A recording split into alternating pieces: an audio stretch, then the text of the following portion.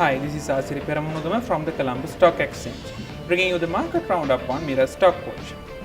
The benchmark All Share Price Index gained 57.69 points to close at 7,416.15, while the S&P Sri Lanka 20 Index gained 26.19 points to close at 4,128.3.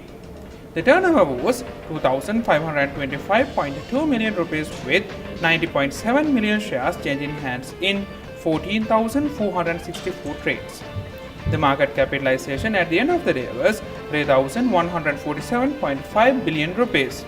Top 5 gainers of the day were Tess Agro non-voting, Renuka Foods non-voting, Lucky Lanka, Renuka Foods and Softlogic Holdings. While the top 5 losers were Huge International, Hapugastana Plantations, Ceylon Leather Products 414, Lanka Ceramic and Ramboda Foods. Foreign purchases 1,034.4 million rupees and foreign sales were 294.9 million rupees. There were 8 crossings for today and the crossing turnover was 371.2 million rupees. That's it for today. See you on Monday, same time on Mira Stock Watch. Thank you.